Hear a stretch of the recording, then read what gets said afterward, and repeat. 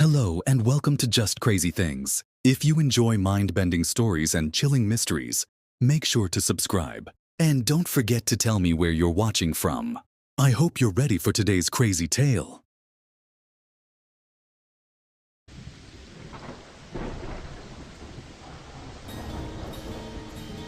The empty road seemed to stretch for eternity. It was a monotonous path, a typical highway, but unsettlingly empty this particular night. Of course, for a man who had nothing left in his life, it didn't matter. Steve tried to keep himself from thinking about his life. He had been tired, a frustrated man with a respectable but boring job. He hated everything about his workplace. Commercial stuff was never meant for him. This was a man meant to achieve more than calling people on a regular basis and trying to interest them in the stock market, only to have himself abruptly hung up on, or much worse, having his time wasted. After around 12 mind-numbing hours, he came home to an empty apartment, occupied by fancy-looking cheap decor. His wife was always thinking about saving up, always so tight when it came to spending money.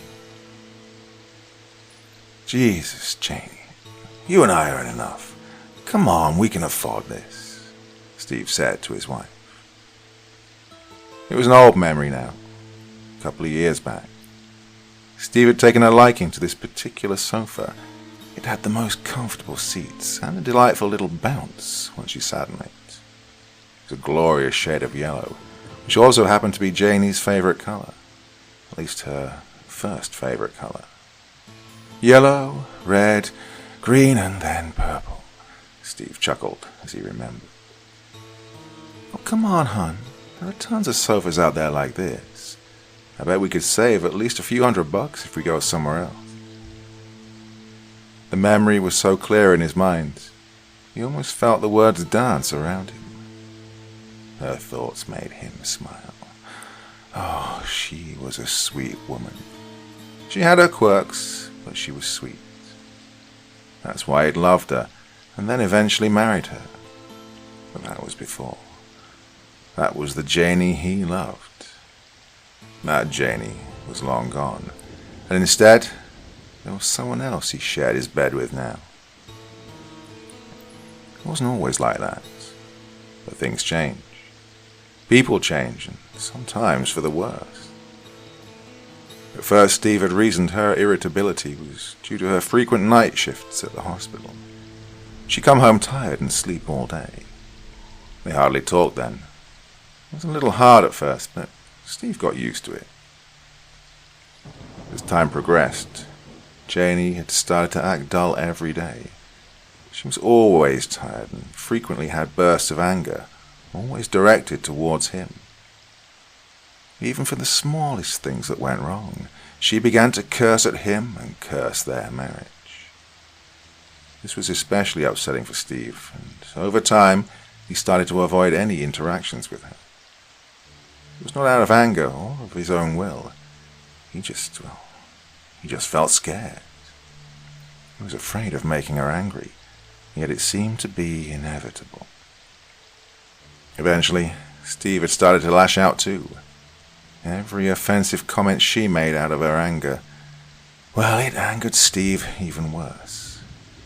He began to yell at her, raising his voice like he hadn't in years, and that he'd never expected that he would ever have to again.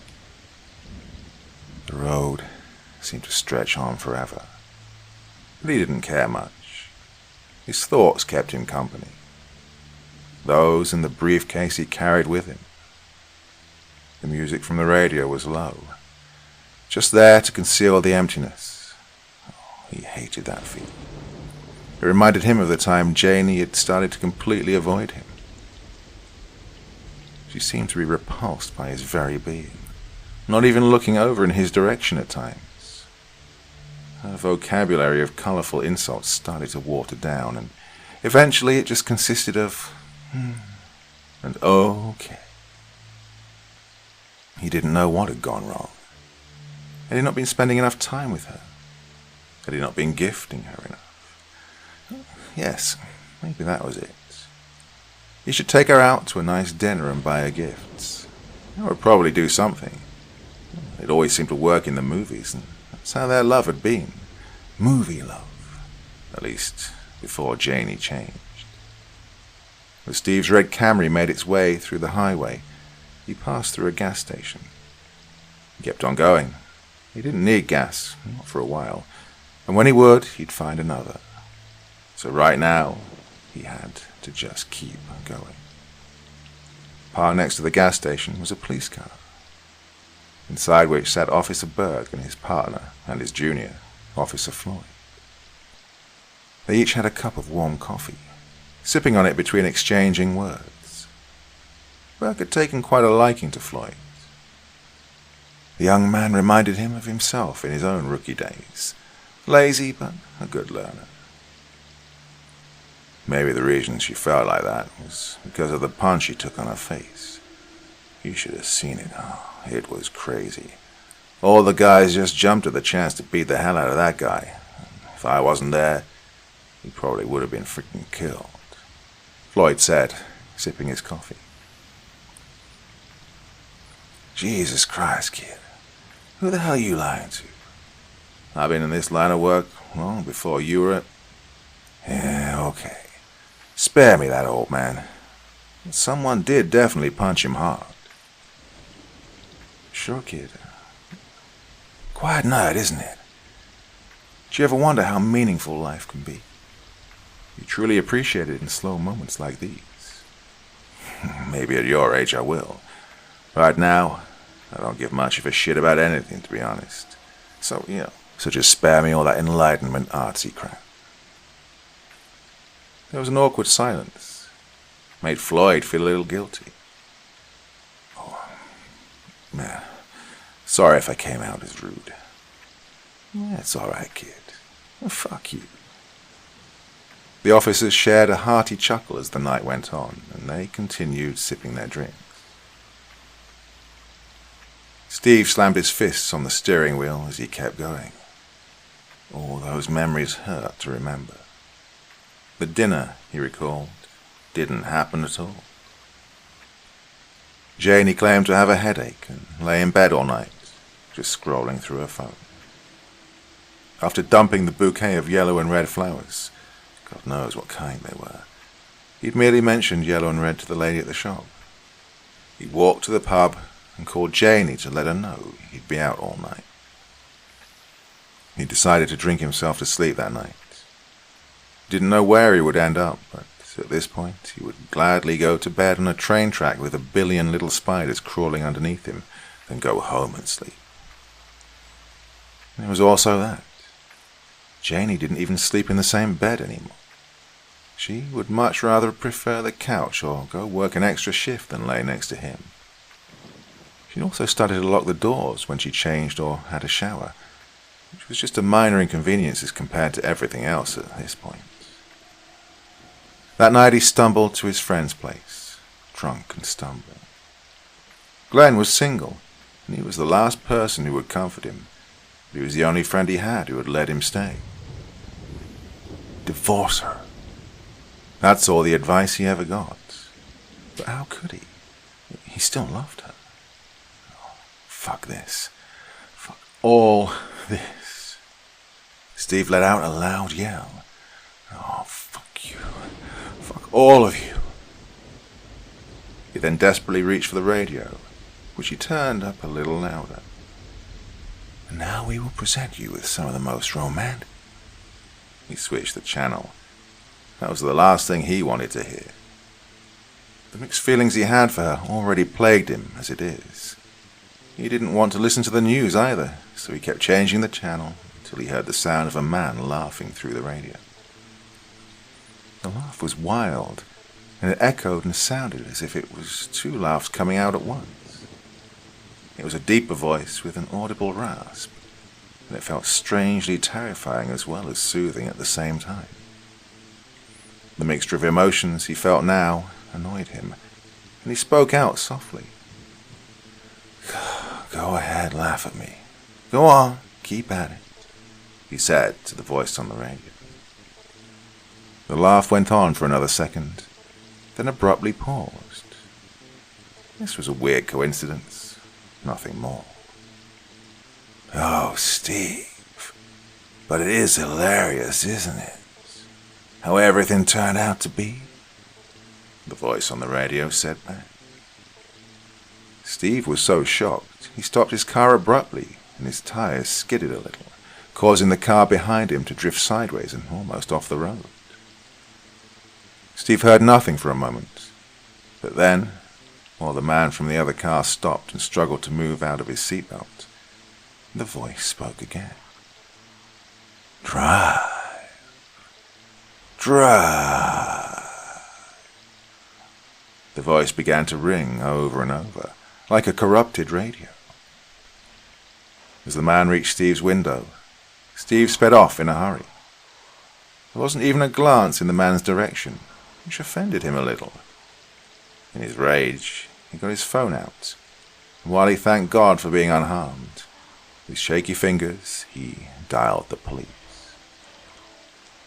23152. Possible drunk driving in progress. Any units in that area? Please copy. This is Officer Burke. I copy. The transmission had left Burke excited. It always did. It seemed like another chance to teach his junior something. Like a father and son at work in the garage. "Okay, kid. You ready for some action?"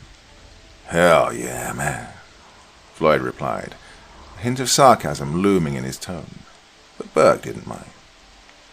Their car moved out of the gas station, and Burke turned on the sirens as Floyd started to drive. Hey, say something." The voice on the radio had gone silent for a moment, leaving Steve all alone in that dreaded silence. Steve was about to turn the radio off when the man spoke out again. "Oh, Steve, such an impatient man, aren't you? Do you think that's why Janie cheated on you? Fuck you. You hear me? Fuck you. You're not even real. I'm going crazy. I'm losing my mind, and that's it." Even though he begged for a response, he was regretting it now. These words were digging deep into his sanity and clawing at it. "I'm not real. Oh, you're smarter than that. You know I'm real. Oh, I'm more real than that kiss your wife shared with... What's his name again? Oh, yes. Benjamin, was it?" There was so much pleasure in his voice. It was sickening. Steve had more anger in him than fear at this point. "What are you gonna do, Steve?" "I love you, Steve. You are the only man who understands me." The voice had mimicked Janie so well. For a moment there, Steve thought she'd spoken them herself. "Please, stop." Steve could only muster a whimper. Maybe you still care. Am I wrong?" I do love her. I love her so much." "What is it you want most right now?" The sounds of police sirens interrupted the little moment of silence in the car, and Steve stepped on the gas. "You know you'll always suffer, Steve. Pain will follow you like a shadow." "Oh, fuck me, Benjamin. Oh, yeah. Do it right, Doc." It mimicked her voice again. It was so perfect and so lifelike, it made Steve's gut turn. This made Steve snap. He abruptly turned his car around and drove off the road and into the dirt beside it. His car almost tipped over the side, and lucky for him, it didn't. There was damage from the sudden jump, and Steve knew he'd hurt his back. However, his rage masked the pain, and he didn't care. "Oh, fuck you. That was so long ago. She never had an affair with him, not while we were married. Stop messing around with my head, whatever you are." Steve was fuming with rage now. He wanted to smash the radio to pieces, but he restrained himself. He wanted to hear. Oh, how she left him in favor of a young man with a more promising career. Broke her heart the same way as yours is right now. Steve felt anger, replaced with fear. There was now a slow realization that he didn't fully accept the truth, choosing instead to remain in denial. "What do you mean?" he said, stuttering, like the same way he did when he was a scared little schoolboy. "Oh, you see, my dear friend, memory is the worst torture device. It can drive a person mad. All they need is someone to give it to them." The voice began to chuckle a little, then burst out into a full laugh. It laughed louder and louder. "Oh, you son of a bitch." Steve walked out of the car and opened its trunk. He picked up the shovel he'd stored in there and the gun he'd also brought along. He began his walk back, but was interrupted. "Sir, put your weapons down. State police," Floyd said loudly, in an attempt to impress his superior, and turned back to Burke and winked. "Sir, are you okay?" Steve ignored it and walked away from the car and dug his shovel in the ground and started to dig. "I'm sorry, Janie. I'm so sorry. I'm coming to be with you." The laughter in the radio continued. Steve didn't care anymore. He just kept digging. "What the fuck is wrong with this guy, huh?" Floyd asked Burke. "Let me talk to him. Stay back." "I got this," Floyd said in his cockiness, walking down towards Steve, who kept digging, and then walking back towards the car, his eyes focused on the ground, his lips moving while he murmured to himself. Floyd pointed his gun at Steve. "Get on the fucking ground." Steve then reached into his jacket pocket, and this sent Floyd into a panic. He shot Steve right over the elbow, sending him down into the dirt. Burke cussed and radioed for backup. Meanwhile, Floyd went to check on the bleeding Steve, who was bleeding from the shoulder, all the while muttering the same thing over and over. "I'm sorry, Janie. I'm coming. I'm sorry, Janie." "What?" Floyd asked, and then for a moment, Steve looked Floyd right into his eyes, and then shot him right through the pocket of his jacket, right in the head, sending him down to the ground, the life moving out of him like the smoke from his open skull. Steve struggled to stand up and kept murmuring, while Burke tried to charge at him from the road, just falling down in the dirt instead. Steve just fired at Burke casually, luckily missing him completely and not killing him, like he'd intended to, but he didn't care. Steve reached for the trunk and pulled out the lifeless corpse of Janie, completely naked, wrapped in a white towel. She looked so peaceful, like an angel. He remembered the first time they'd made love. It was awkward but magical.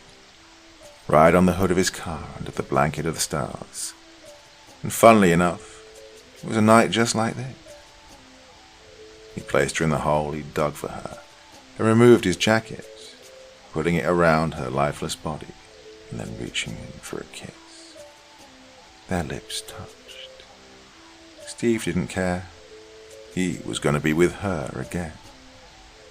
Burke pointed his gun at Steve, warning him again, but Steve instead looked at Burke, a strange, tranquil smile on his face, as he raised the gun to his head and shot himself through the skull once. He fell down at Burke's feet instead of his back, and into the hole with Janie's lifeless corpse. Burke could see the man still smiling, while blood dripped down the side of his head from his temples. He was at peace as the bullet hit him, and that last look was the only thing remaining on him now. To Burke, this just showed the man's insanity. He heard the police sirens and withdrew his gun. It would be an offense to shoot the man again, no matter how enraged he was.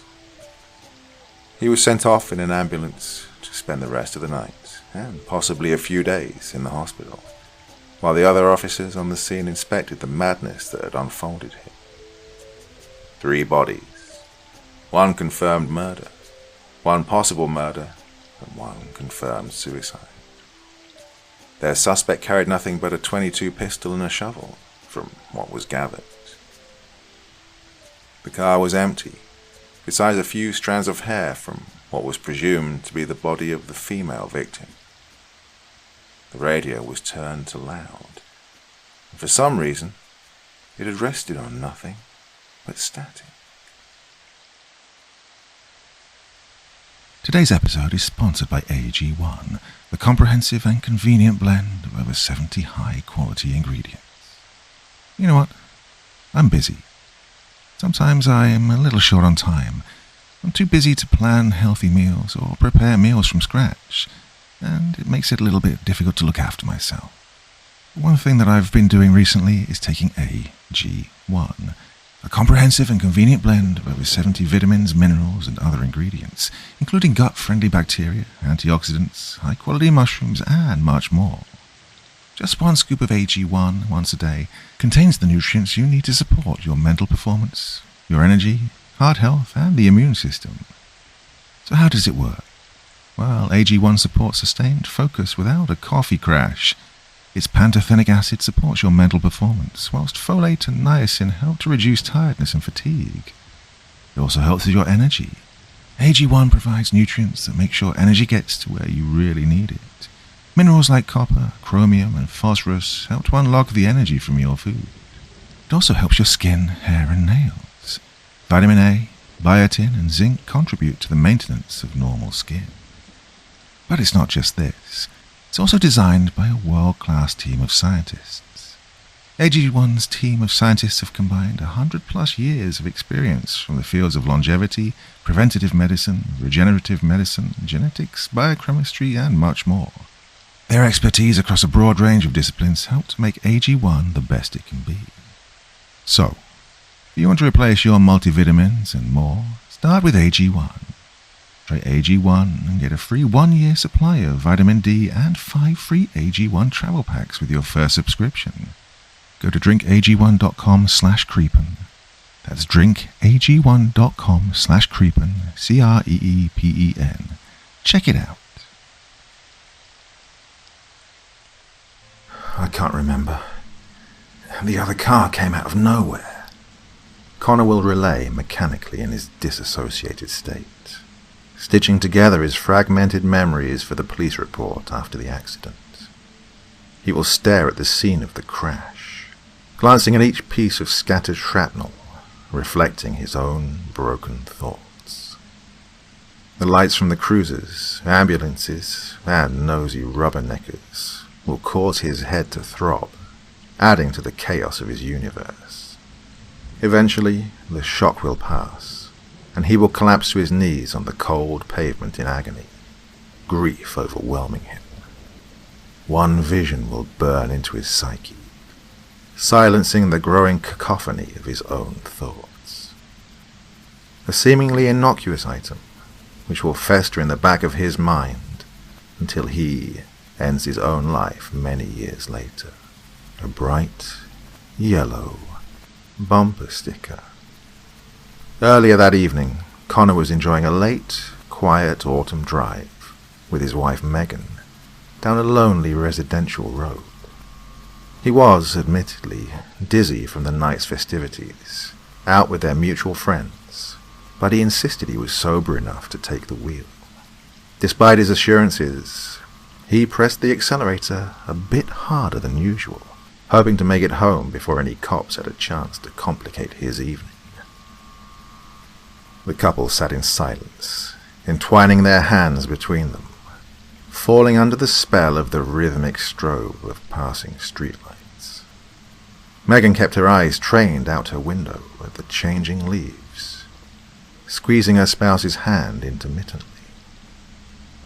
Connor ogled her with a lazy, drunk smile on his face. Turning back to the road, he snapped out of his hypnotic state and slammed on the brakes in response to the quickly approaching taillights, which threatened a meeting with the front of their own car. Jesus! Connor spat as he and his wife lurched forward. Where the hell did this joker come from? He cried aloud. He hadn't noticed any car ahead of them when he looked at the road only seconds before. A feeling of anger rose within him as his pleasant evening drive was interrupted by over-cautiousness. Honey, you need to relax. You were going too fast, Megan said, matter-of-factly. Yeah, well, this idiot is going slower than 30. There's nobody around. Speed up, Connor shouted, as if the newcomers could hear him. The driver ahead showed no signs of hearing his demand and continued to cruise at a glacial pace. Connor took note of the baby on board sticker on the bumper, a bumper which had caved in, most likely from another car slamming into its slow backside. He rolled his eyes, knowing his car had the same sticker on its bumper. Earlier he protested putting it on the car he shared with his wife Megan, but she had been adamant about it. Why would you want to advertise having a kid, especially with potential kidnappers everywhere? Connor reasoned, but Megan insisted other motorists would drive more carefully around them, knowing they had a child in the car. Connor felt the collapsed bumper of the other car as evidence to the contrary. He kept this thought to himself. Connor leaned on the horn and flashed his high beams. As he did so, he noticed there was a passenger in the car. The two figures faced ahead, neither turning in their seat to acknowledge the noisy car behind them. They didn't pull over to the side. Instead, they continued at their leisurely speed. Seriously? They're going to pretend we're not here? Come on. Connor honked a few more times, but there was still no reaction from the other car. He took their indifference as insolence, which ignited his anger into rage. You're getting angry for no reason, Megan said coolly. We need to let the babysitter go. I'm not paying him for an extra hour. White-knuckling the steering wheel, Connor swerved to the oncoming lane, and before he could floor the accelerator, the car ahead merged into the other lane swiftly along with them. The car remained in front of Connor and his wife, blocking their advance. Seething, Connor yelled, "What the fuck is this guy's problem?" It's obviously some stupid kids messing with us. Let's just stay calm and not give them the satisfaction of riling us up. Forget the babysitter. We'll be home shortly, Megan soothed. Connor wasn't having it. Now he was hell-bent on either passing the pair in front of them or cornering them and beating their asses, the liquor fueling his bravado. He maneuvered back to the right lane, but the car matched his path exactly. The ease of their maneuvers confirmed Connor's suspicions that the occupants of the car had harassed other drivers before. Wanting to get away from the nuisance, Connor tried to think of another way to bypass the other car. Unfortunately, the road on which they traveled didn't branch off anywhere to get around the offending vehicle. Their only chance was at the end of the road, where there was a red light for a T intersection. However, that light was still a few miles away, and Connor's patience was wearing thin as the other car continued its deceleration. Determined to circumvent the sluggish car, Connor tried one more ploy. This time he swung to the left, cut short and swung back to the right, hoping the other car would be caught off guard. They weren't. Instead, the other car seamlessly matched Connor's position, shifting left then, abruptly changing course back to the right lane. The way the other car matched their position struck Connor as odd. He hadn't noticed it before, but there was no hesitation from the other car, no split-second pause to consider Connor's next play. Their movements weren't that of a copycat. Rather, it was like they knew what he was going to do. Connor's brief feelings of confusion were overcome by his feelings of anger, and he responded to the other car's tricks in the most childish way he knew, and quickly flipped them the middle finger. He watched the shadowy figure driving the other car do the same. Again, there was no hesitation as the other driver's hand shot up along with Connor's. Wanting to test a theory, Connor allowed his hand to linger in the air longer than necessary, waiting for the unknown driver to put his hand down. But instead, it stayed hovering in the air. Connor's anger subsided a bit.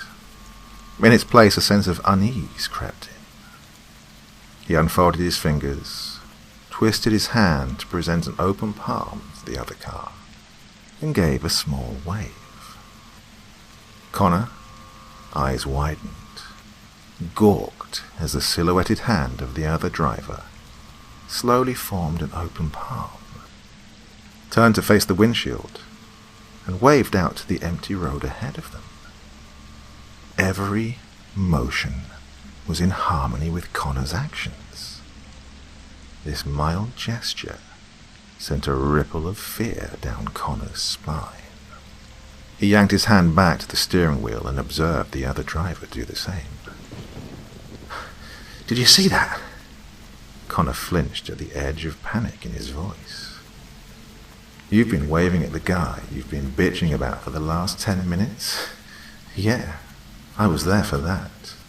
Sarcasm tinted her voice.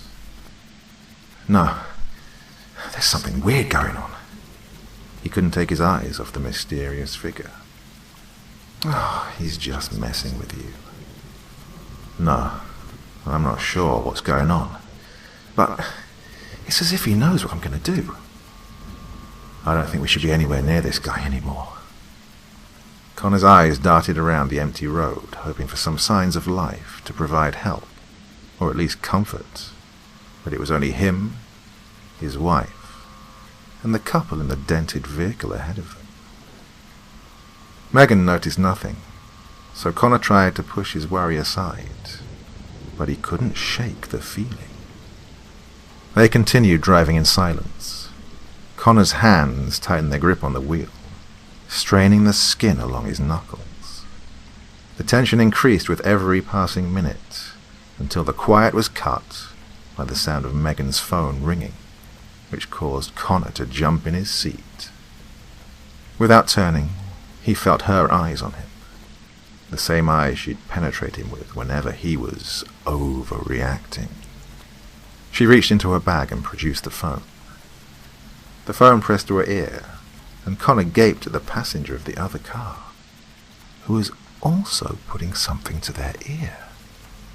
He was certain now that he wasn't hallucinating everything. The anonymous pair were, somehow, mirroring Connor and his wife.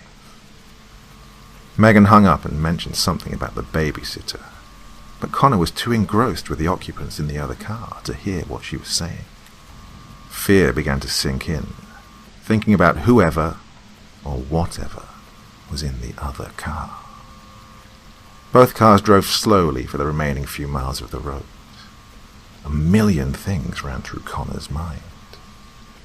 He worried that the pair in the other car were sociopaths, part of a cult, possibly gang members, and that him and his wife were involved in some unnerving gang initiation. He wanted to turn around, but that would mean driving miles back the way they came, and he was afraid the shady couple would turn to follow them, and that was worse than having them lead. Mercifully, they came around a bend which brought them to the red light at the T intersection. Both cars stopped to wait for the light to change. When the light slipped to green, nothing happened. Connor and Megan waited for the other car's turn signal, but it never came. The two shadows stared ahead at the empty intersection, idling at the light, as if to dare Connor to give way first. He gnawed on his cheek, hoping the other couple would just speed off and that whatever was going on was just some horrible, practical joke. But they didn't budge. "Why aren't they moving? The light's green," Megan asked her husband, confused. A few more seconds of the standoff, and Connor steeled himself to put a stop to whatever it was the dark couple was trying to do. Connor cautiously stretched a hand into the back seat, fearing he might spook the shadow couple if he moved too quickly, and snatched the ice scraper from the floor. It was a poor excuse for a weapon, but he needed a defense in case the other couple was dangerous, and with every second that passed, Connor became more convinced that they were. "Megs, I need you to stay in the car. Make sure you have 911 dialed on your phone, and get into the driver's seat. In case something goes wrong, I want you to be out of here and calling them," Connor implored. "Connor, you're overreacting." She tried to calm him down, but she was visibly nervous. "Maybe so, but still, get into the driver's seat and put the car in reverse so you're ready to take off." She recognized the seriousness in his face and nodded. Connor took a deep breath to prepare for whatever he was going to face and opened the car door. He was surprised that nothing stirred within the other car. He stepped out into the cool night air, and his wife slid into his seat. She closed the door behind him and locked it. Warily, Connor shuffled toward the driver's side of the sinister car and raised the ice scraper, clutching it tightly in both hands. His heart knocked against his ribcage. He caught an incomplete view of the front of their car, but noted that it was similarly devastated as the back of the vehicle. He licked his lips, attempting to get strength into his voice, and barked to the occupants in the dented car. "I'm not sure what your problem is, but get the hell away from..." Suddenly, the car accelerated and shot across the intersection. Instead of turning, it plowed through the guardrail along the intersection. The sound of screeching metal on metal punctured through the night, and Connor watched the savage bumper and comical sticker of the other car disappear and plummet 100 feet into the vegetation below. Dumbfounded, Connor froze mid-step. A few seconds of his wife shrieking finally coaxed him back from his shock. "Megs, call the police right now. Tell them someone drove off the road and may need help." He whipped his head to see her nod in compliance, but she was shaking terribly. The ice scraper lowered, and Connor ambled across the intersection. He loitered near the part of the barrier still intact. He hesitated before inspecting the scene, not wanting to see body parts or any mess that was down there. He breathed deep and peered over the cliff. There was nothing. Connor's eyebrows furrowed in confusion. He squinted harder to scrutinize the dark underbrush, but he could discern nothing. There was no glow from the taillights, no glint of moonlight on the car's surface, and no sound of a constant blaring horn. The barrier was torn through, evidence that an object had crashed through it. But that object had somehow disappeared. Without glancing back, Connor called over his shoulder. "Megs, the car is gone." "What?" she shouted back. "There's no car." Connor spun around in time to witness an enormous semi-truck slam into the back of their car. Like a rocket, their little sedan, with his wife inside, bolted across the road. The gust of wind created by the car's speed was enough to blow him back and steal the air from his lungs. His eyes met his wife's terrified gaze for a heartbeat, her glossy green eyes wide and fearful. Then she disappeared over the edge. A moment of disbelief passed. Then Connor roared Megan's name. He stalled, reluctant to look over the edge again. He had a small glimmer of hope that once again nothing would be at the bottom of the cliff. He agonizingly dragged his gaze back to the depths, and this time a car lay there in ruin. A crushed metallic heap at the bottom of the dark pit. Before he fell into shock, unable to think coherently. Before the police arrived too late to save his wife. Connor noticed one thing. The unmistakable baby on board sticker, which clung to the remnants of the collapsed bumper on the back of their car. It was unsettling to him how familiar that bumper seemed.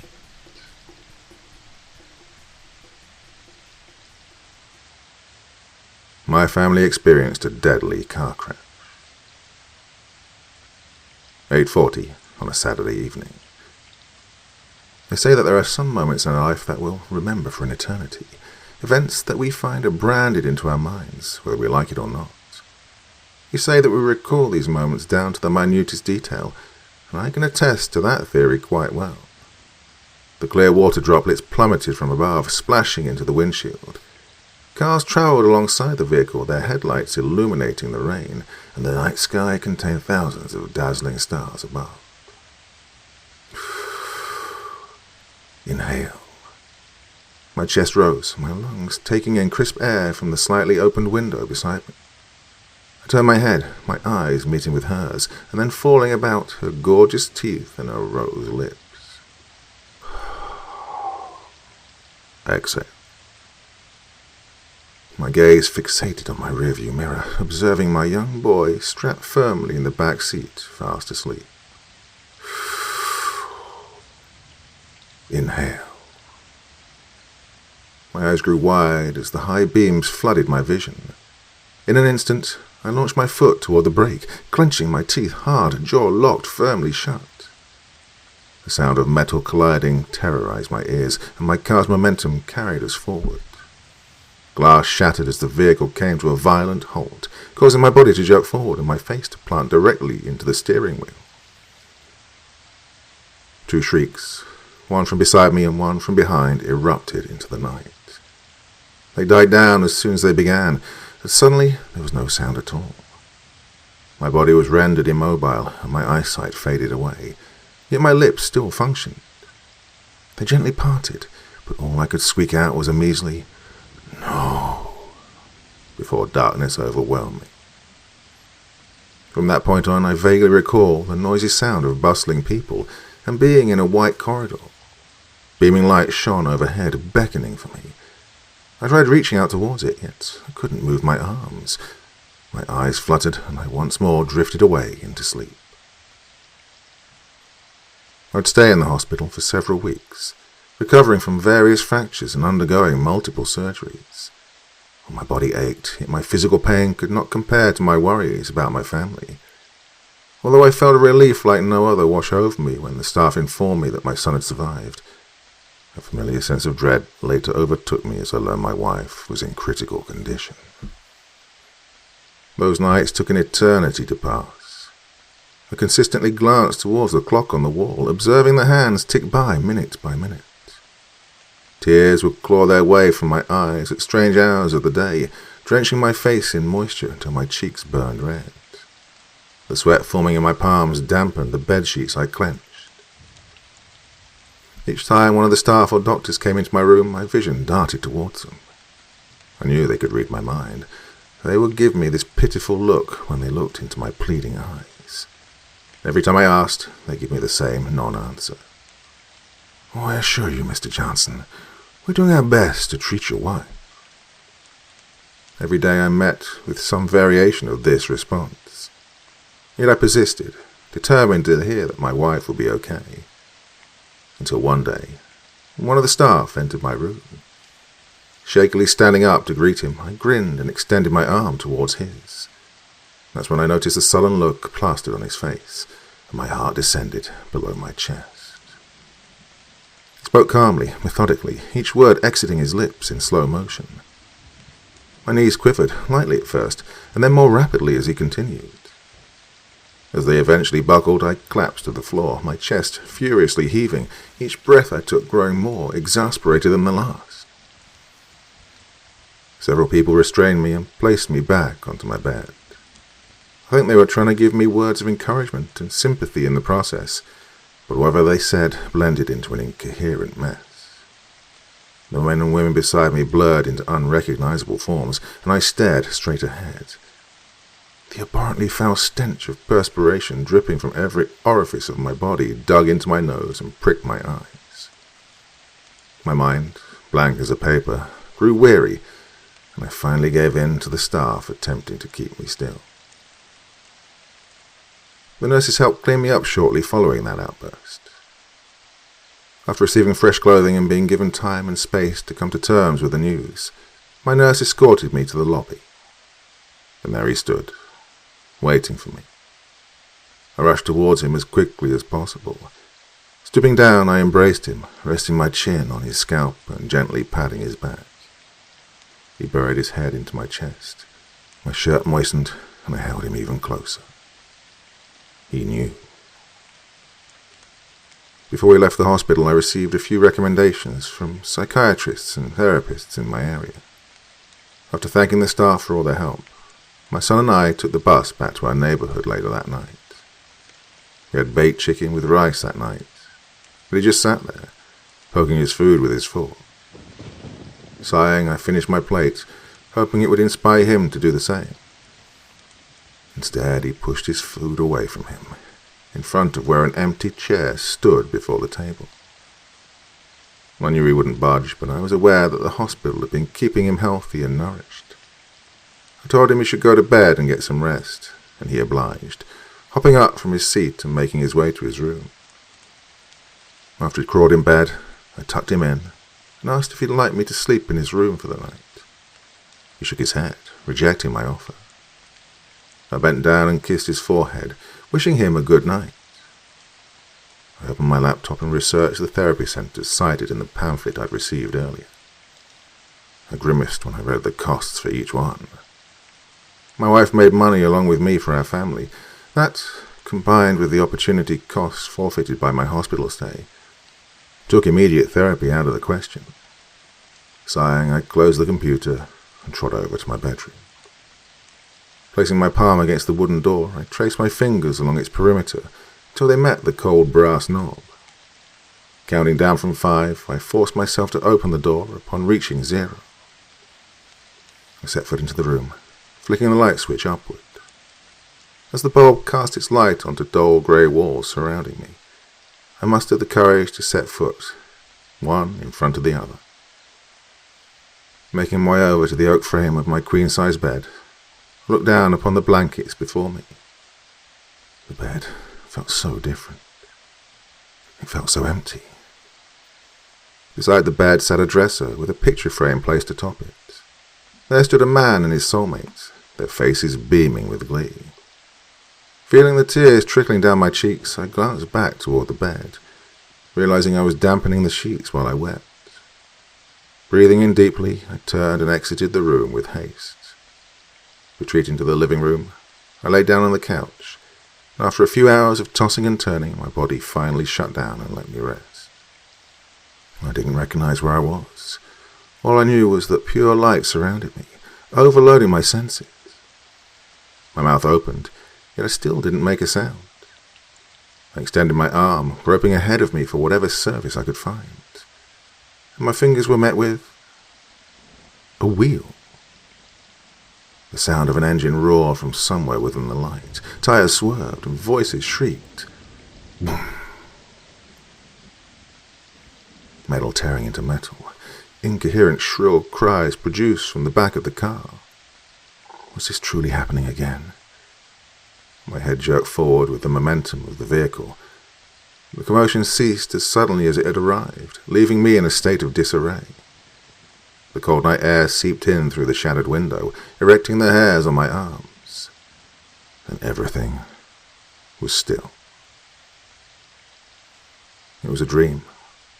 I knew it was a dream, so I could so vividly sense the beads of sweat trickling down my arms and pooling around my knuckles.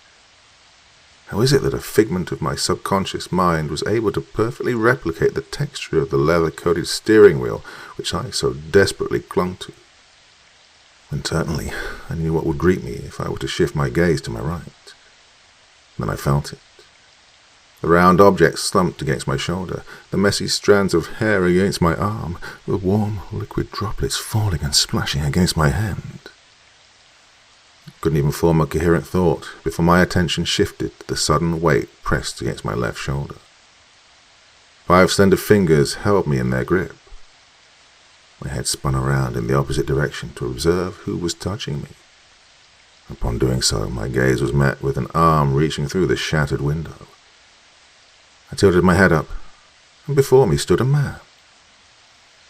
He stood tall, adorned with black jeans and a grey dress suit. His frame was much too small for his clothes, though. He appeared fragile. The skin of his arms seemed to loosely stretch over the bone underneath. It was as if he'd disintegrate if even the slightest force were applied to him. Despite the situation around me, my body eased into the seat. I felt a sensation of relief wash over me. He carried an unexplainable aura of familiarity about him. Even despite his malnourished frame, even despite his lanky stature, even despite his face appearing to have been blurred out of existence entirely, I didn't fear him. It almost depressed me that my encounter with him was brief, as I awoke before my eyes scanned what should have been his face. It all happened so fast. I placed my hand on my left shoulder, running my fingertips along its surface. The imprint that would have been left by the man was not there. And of course it wasn't. It was just a nightmare after all. I can't say for certain I understand what I dreamt of that night, but it all felt so real. I didn't recognize the man I encountered either, so how could I possibly have felt such an intrinsic connection between him and I? Although I'm not sure what to make of it, I can't help but get the sneaking suspicion that there's more to this than I'm currently comprehending. After all, a dream is said to be a gateway into the subconscious. Whatever the case may be, I'll be sure to keep you guys updated. Well, thank you for listening to what I've had to say up to this point. Part 2. I felt a soft tugging on my beige shirt. The small hand of my boy gripped the polyester tightly. I placed my hand on his head, gently massaging his scalp and pulling him closer to me. The funeral service had occurred just hours prior. Our family wasn't particularly social. We had a few friends and family stop by and offer their condolences to me. It was nice, but if I'm honest, it didn't make me feel better in the slightest. Excuse me for feeling this way, but I wasn't exactly receptive to socializing at my wife's funeral. I only went out of necessity, as well as in pursuit of some form of closure. Well, that closure never did arrive. After it was all said and done, the other attendees left, and it was just me and my son, and standing there before her casket all alone. I stepped forward, placing my hand on the wooden box. The casket sat on a platform. Roses and candles were placed near it on a table. It was a lovely setup, yet didn't feel complete. I knew her body wasn't inside. Her mangled corpse could not be presented for an open casket funeral, so we had planned on having her cremated and having the remains buried. I turned, preparing to leave, but before I could, something peculiar caught my attention. Boom! I spun around, eyeing the casket. Had I been hearing things? No, the only ones in the room were my son and I. I turned back to exit the room, only to find my boy had disappeared. Where had he gone? He couldn't have left the room. I hadn't heard any footsteps. Before I could call his name, I heard it again. Boom! I most definitely had not been imagining things. "Ishan, where are you, buddy?" I called out, now aware of the anxiety bubbling within me. I heard no answer. Rather, the only thing I heard was a faint laugh coming from behind me near the casket. I recognized that laugh, and my breath got caught in my throat. I spun around, facing the source of the noise.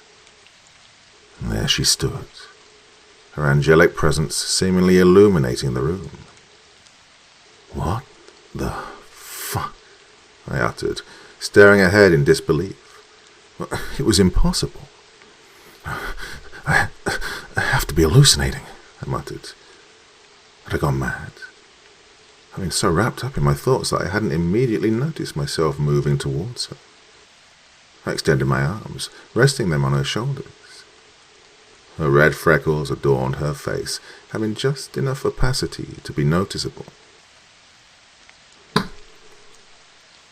She smiled, revealing her pearly white palette, whereupon her dimples appeared. It was her. She was standing before me in the flesh. Oh, I wanted so desperately to speak, but I could only choke on my own words. She delicately placed her hand on me, the cold, smooth surface of her ring grazing my cheek. Lowering my arms to her waist, I held her against me. When gazing into her eyes, the rest of the world simply ceased to be. All that existed was her and I at that place at that time. Gently we swayed back and forth like the leaves of a tree on a gusty autumn day. Rocking forward and backward, we held each other in our arms. Her skin was warm and I became entrapped in her aura. My muscles relaxed and soon enough I was no longer conscious of our movements. My body went on autopilot as we danced to the beat of our hearts, conjoined as one. I was in heaven, for my love was alive again. I closed my eyes, smiling in contentedness. I heard a wet splash, and at the same time liquid pooled into my hand. Its warmth juxtaposed the suddenly cold surface I felt pressed against me. My eyes sprung open. The once lively eyes of Elizabeth were now sunken and dull. Her appearance was now ghoulish, and her skin appeared to stick closely to her bones. Looking down at my hands, I saw that they'd been covered with blood. A large laceration covered the surface of her stomach, and the stench of charred flesh infiltrated my nostrils. I shoved her away from me and collapsed to the floor. I only had a split second to process what had happened before thick chunks of vomit erupted from my throat. God, I wish I hadn't met her gaze again. Her sweet smile had transformed into a sickening grin. She dragged herself towards me, leaving a streak of blood and pus in her path. I attempted to get up and stumble away from her, but to no avail. I felt nauseous and struggled to do anything besides clumsily shuffling away. I grimaced in pain as I felt her latch onto my arm, digging her yellowish, rotten nails into my skin.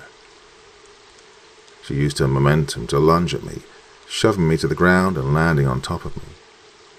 I screamed and I fought and I clawed at her, desperate to get her off me. Well, somehow, even though her body appeared rotten and broken, she overpowered me, scraping and clawing at my flesh. And then I felt a tug on my beige shirt. A tiny hand gripped the polyester fabric. I picked myself up from the floor and looked down at my son. He looked back up at me, a look of concern and fear on his face. A puddle of vomit and tears occupied the floor beside where I collapsed. God, did I imagine everything? No, I quickly realized that wasn't the most important question at that time. I mean, had my boy witnessed what had just happened? How could I have allowed myself to appear so weak in front of him? The boy is meant to see his father as a superhero, a strong man who can persevere through anything. Not only had that person collapsed in the hospital, but it collapsed here as well. God, what would he think of me? Regret and dismay ran through my veins at that moment, but those feelings were interrupted as Sean embraced me with as much strength as his little arms could muster. I froze, and then gently reciprocated his embrace. He had seen me collapse, seen me cry, seen me at my most vulnerable. Yet when I looked upon my son, comforting me when I needed it the most. I didn't see a child who felt disappointed in his father. All I saw was an act of compassion. Not wanting to weep more than I already had, I let go of Sean and stood upright. He was only a child and had already suffered the loss of his mother. At such a young age, I doubted that he had much understanding of the concept of death at all. But I knew for certain he missed Elizabeth, and so I knew I had to be there for him. I promised then and there that I would be strong for Sean. We arrived home that evening. I treated Sean to the best pot roast I could make, and was ecstatic to see he'd finally regained his appetite. I tucked him to bed soon after, and brought a chair by his bed, pulling his sheets and covers over him. The lamp by his bedside shone brightly. "Hey, doing okay, little guy?" I inquired. He didn't respond, of course. He hadn't uttered as much as a word since the incident. I didn't understand why, but I didn't want to press him on it either. I'd get some help as soon as I could. I grabbed his stuffed teddy bear from a nearby shelf and waved it in front of him. "Hey, you remember how we got this? You know how we went to the fair last year, and you played the baseball game and won Teddy?" I'd hoped bringing up this memory would elicit a response from Sean, but he simply smiled and continued to look at me. Sighing, I returned his smile and patted his head. When Mummy and I got married, we knew we wanted a baby. And every night we would pray to the angels that a baby boy would come. And one day you came to us. It was the happiest day of our lives, Sean, and from that point forward, you made us the happiest parents around. Mom won't be around for a long time, but I promise that she is watching you with the angels. And she's smiling, Sean. She's so proud of her beautiful baby boy. So am I. We'll always love you. Again, Sean's lips never parted once. Yet I knew he understood. He had to have understood. He just had to. I just wanted to hear his voice again. "Good night, Sean," I said, getting up to leave his room. Before I could, he reached out and grabbed my arm. "All right, sorry, buddy," I said, leaning over and kissing his forehead. He nodded his head in satisfaction and laid down. I turned off his lamp and closed the bedroom door. Making my way to the bathroom, I went inside and stared into the mirror.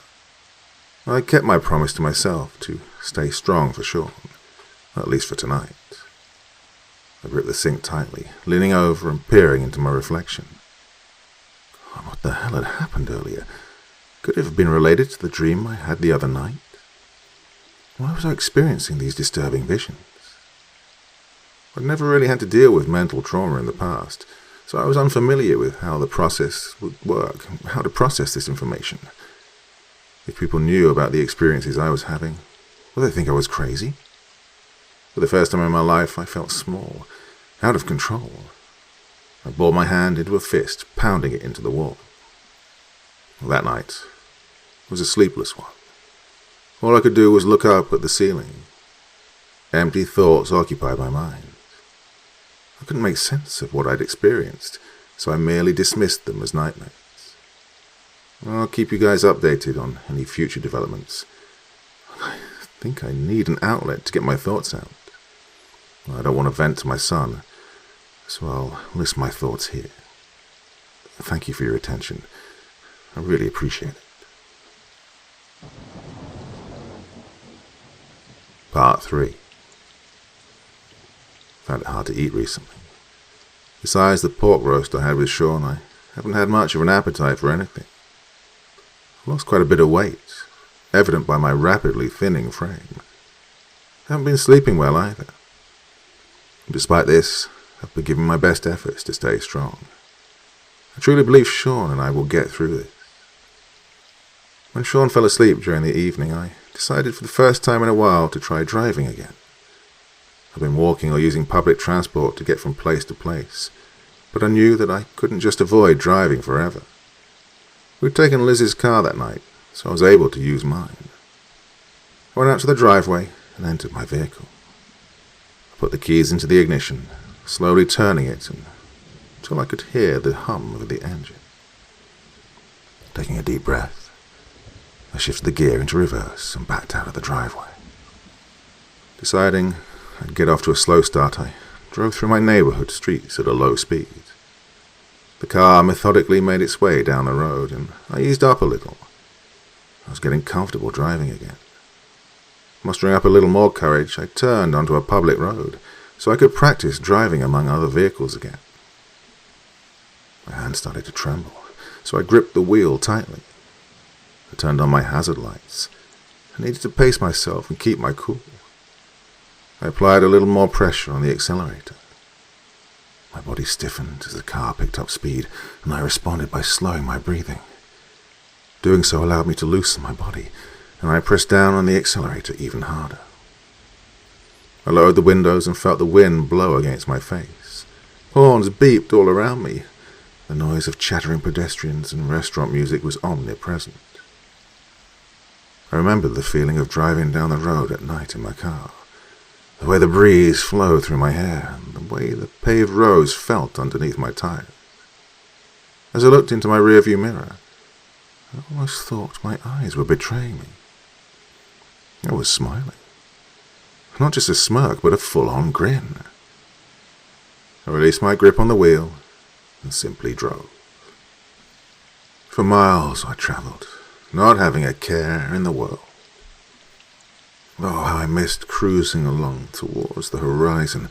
That liberating feeling coated me in pure bliss. As darkness enveloped the environment, I flicked on my headlights. Peering into the night sky, I saw millions of stars sparkling above. Momentarily pausing to appreciate the serene view, my attention was drawn to an alternative source of light ahead of me. The headlights of another vehicle rapidly approached. Well, I defaulted back to clutching the wheel. Those lights, they flooded my vision just as memories flooded in my mind. Remembering to be calm, I once more inhaled a surplus of oxygen, letting it stir in my stomach before a prolonged exhale exited my nose. For a moment, the light covered my entire vehicle. Then, in a split second, it was over. I observed my rearview mirror once more, watching the car travel down the road behind me.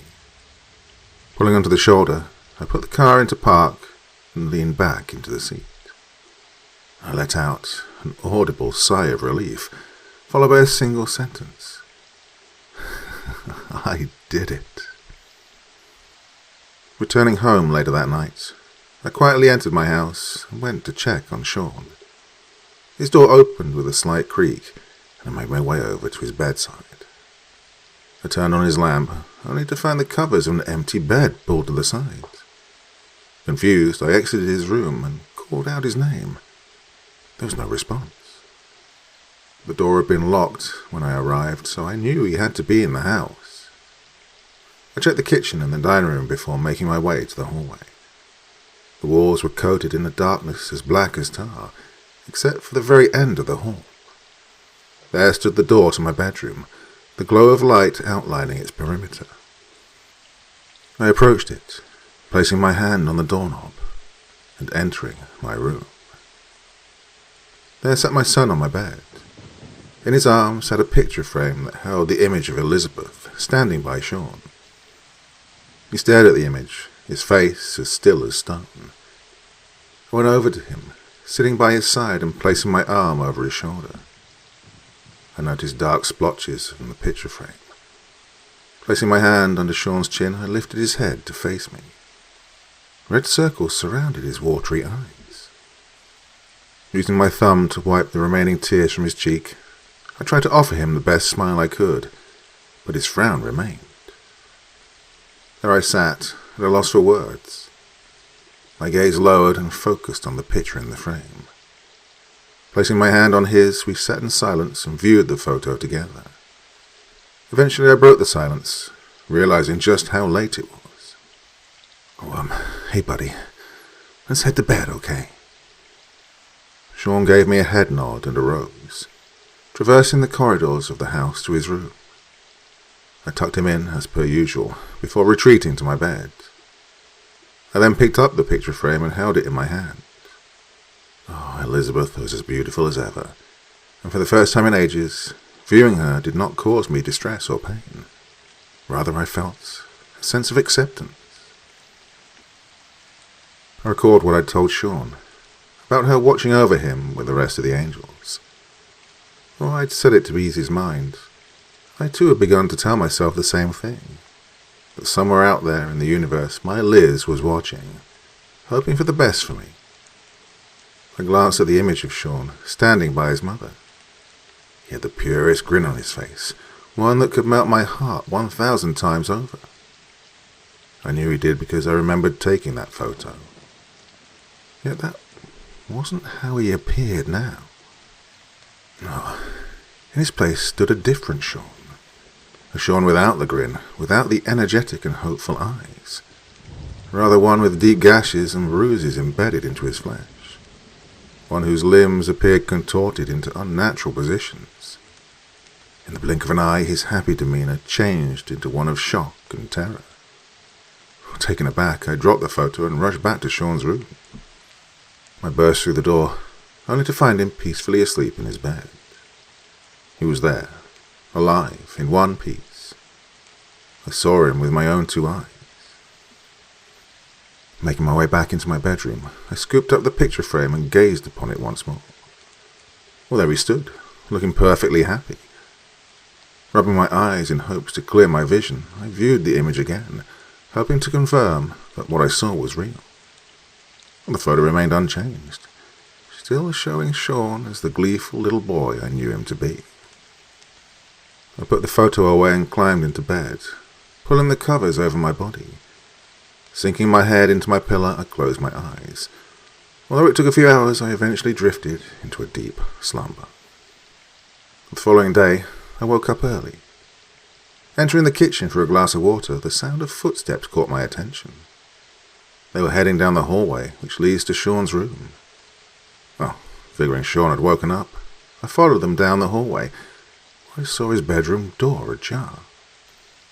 Inside, I found my boy sitting beside the being from my dream all those nights ago. There he was in his slick grey suit. He appeared as malnourished as ever, his thin frame giving him a feeble look. His face remained blurred, so much so that I couldn't discern any of his features. I watched as he extended his bony fingers towards my son, laying them atop his head. He brushed Sean's hair with his hand.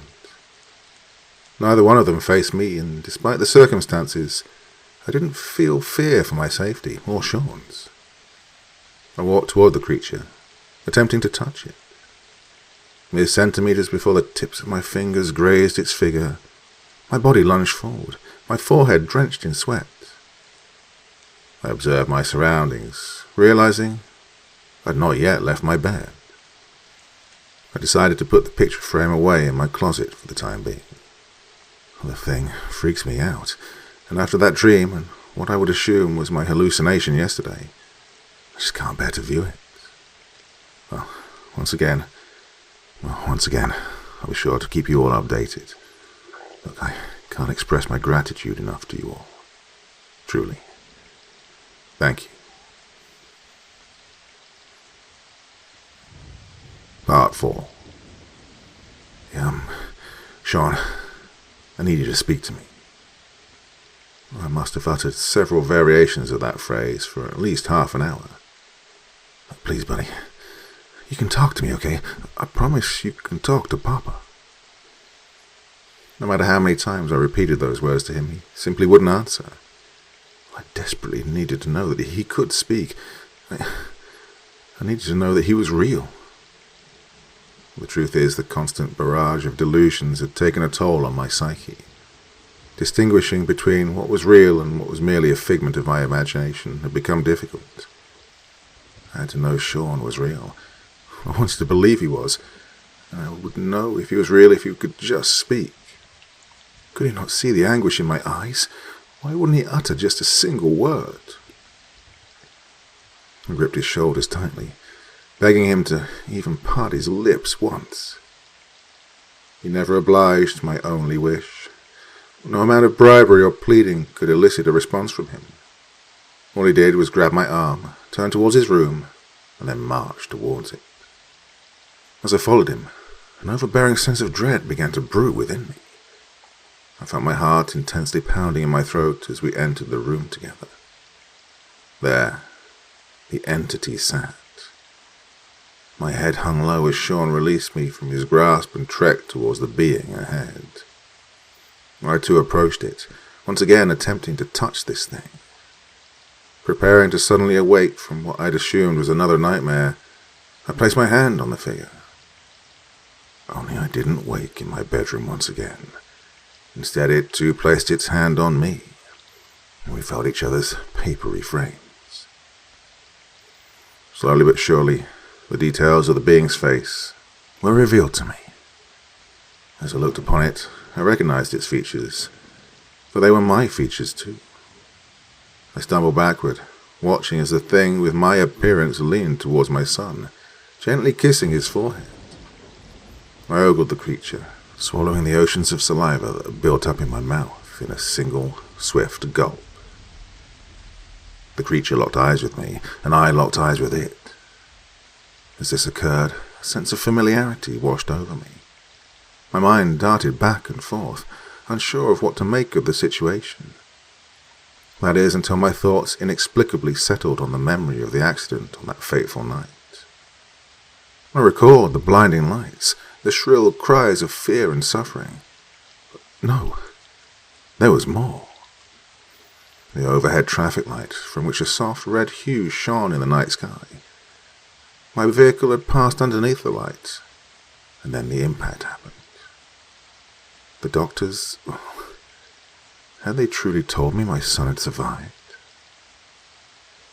Yeah, they say that there are some moments in your life that you'll remember for an eternity. There was a quote that I wrote back towards the beginning of this. So then, why couldn't I recall the words of the doctor who told me that Sean was still alive? Could I truly have forgotten? I snapped back to reality, keeping eye contact with the being before me. Only now, Sean was nowhere to be found. The sense of familiarity I felt soon dissipated and was replaced with boiling hatred. I glared at the monster, my palms balling up. I rushed towards it, tackling it to the ground. And before it could react, I began pummeling it with my fists. You're the reason Elizabeth is gone. You're the reason Sean's gone.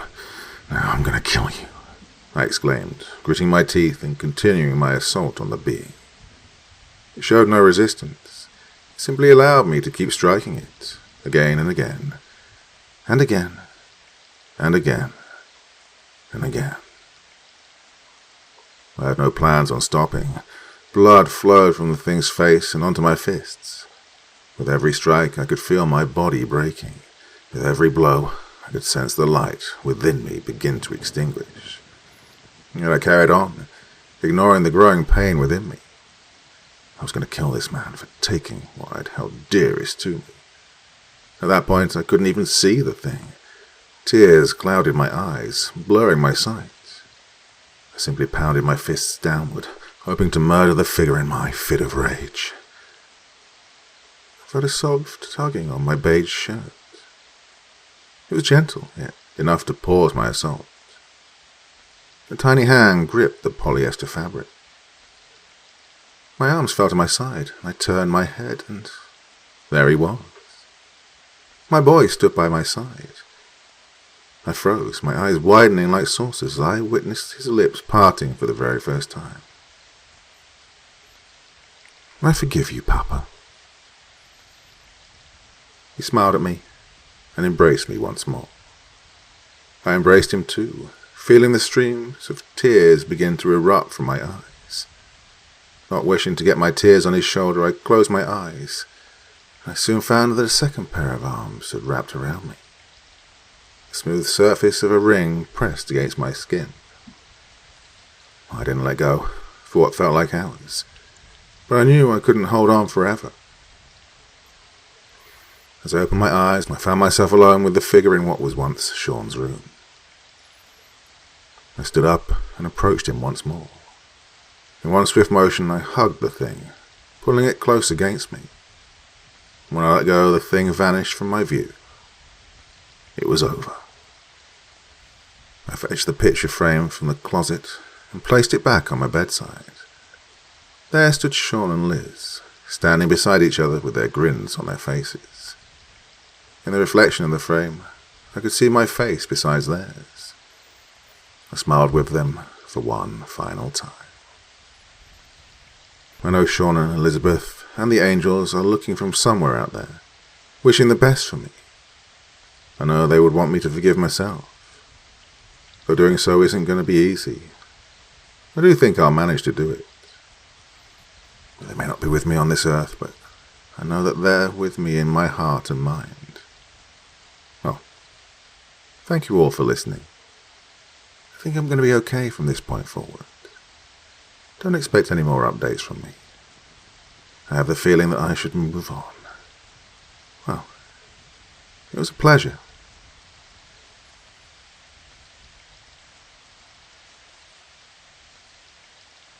I sighed as the first few raindrops splattered against my windshield. Of course it was raining, as if my driving conditions hadn't been bad enough already. Even without the rain, I was by myself, in the middle of absolutely nowhere, at some ungodly hour in the middle of the night. It was because of my grandma that I was here, really. Not that dying had been her fault, but we'd never really been close. So it was just strange that she'd put me in her will. We lived in different states, so visits were rare. She'd always seemed distant. I'd never been to a funeral before. My parents were already in Montana waiting for me to arrive. I wondered what they were up to right now. I knew I should have stopped at that last little town. As dubious as that motel had looked, it was better than falling asleep at the wheel. Maybe I could just park at the edge of the road and spend the night in my car. I was certainly tired enough to consider it. My eyelids had been drooping for miles, and now the calming patter of the rain and methodical motion of the windshield wipers nearly had me asleep. I'd almost closed my eyes when I spotted something caught in my headlights, startling me out of my stupor. There was something small and furry lying on the road. Probably a squirrel. My stomach lurched uncomfortably as the car bumped over the thing. Glancing in my rear view, I saw that I was not the first to run over this poor creature. There was blood spattered all around it, only just now starting to be washed away by the rain. It occurred to me what a pitiful way that would be to go. Just lying in the road, slowly decomposing. Your carcass a mild annoyance to drivers passing through. I shivered, despite the stuffiness of the air around me. The quiet seemed almost uncomfortable now, and I turned on the radio in an attempt to dispel it. There weren't many stations I could get out here, and the ones I did have were full of static. I was willing to bet I was out of cell range, too. I left the dial on a fuzzy-sounding jazz station and resigned myself to a boring drive. Soon, the surprise of seeing the roadkill had worn off, and I was nodding again. Hoping against hope, I reached into the bag lying on the seat next to me, groping around for a 5-hour energy drink I had yet to chug. Unsurprisingly, I found nothing. Not quite ready to give up, I dragged the bag onto my lap and started pouring through it, looking down and taking a hand off the wheel to do so. I knew I shouldn't really have, but I could have sworn there was one more somewhere in the... I was interrupted as something hit the hood of the car. My hands flew back to the wheel and the car swerved as I overcorrected its course. My knuckles were sheet white. I put on the brakes and the car skidded to a stop, sliding around on the slick pavement. Shaken, I got out of the car, hoping it wasn't too badly damaged. When I saw the front of the vehicle, however, I nearly shrieked. Not because of the shallow dent on the hood, but because of what had put it there. The severed head of a large raccoon slowly rolled off of my car, trailing blood behind it. It fell to the ground with an audible squelch. Looking back down the road to where I'd hit the thing, I saw the rest of its body, just as mutilated as a squirrel had been. I stared at it for a few seconds, trying not to be sick. Suddenly, a movement caught my eye. There was something else out there, in the forest on one side of the road. I hurriedly got back in my car, now sopping wet.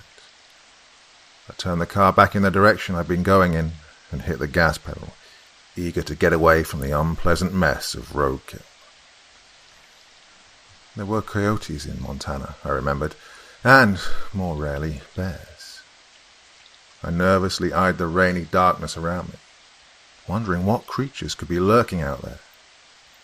It would have to be a pack of coyotes to get the head off a raccoon, a thought that did nothing to comfort me. They couldn't get me if I was in my car, right? I was safe in here, so long as I didn't have to get out of the car again. The next town had to be close, I told myself. I didn't care how sleazy the motel looked, or how sketchy the other occupants. I just wanted off of this road, and away from marauding packs of coyotes, real or imagined. The next 20 or so miles were spent in high alert, but I didn't spot any animals. I did think I saw something moving in the forest a few times, but it was hard to be sure through the rain. I knew it couldn't have been an animal, though, because to keep up with my car on the highway, it would have to have been running at 70 miles an hour. Since this was absolutely ridiculous, I allowed myself to relax a bit. Although, clearly I hadn't relaxed very much, because when my cell phone went off, I nearly jumped out of my skin. Fumbling through my bag, I accepted the call and put it to my ear. Hello? Hi, sweetie. Have you stopped at a hotel yet? It was my mom, calling to check in on me. The reception was awful, but it was nice to know I could get connection at all. No, I'm still driving. Are you guys staying with Grandpa? Still driving? Taylor, it's 2 a.m. You know you shouldn't be out at this hour. She dropped her tone to a concerned whisper, which was more of a hiss through the static. That's when crazy people are on the road. I know, Mum, I know. I'm driving safely, and I haven't seen anyone for miles. Promise me you'll stop at the next chance you get. Yeah, I promise. I wondered for a moment whether I should tell her about the roadkill. It was silly, I knew, but it was kind of creeping me out. Mom, this might sound a little paranoid, but I've been seeing... What? Sorry, cutting out. Her voice was garbled, and it was more interference than words. I sighed. I'll call you back when I get into town, okay? The line went dead, cutting me off halfway through my goodbye. I looked down at my phone. The measly 1 bar had dropped to a taunting, "No service" message. I glared at it, as if my frustration would change anything.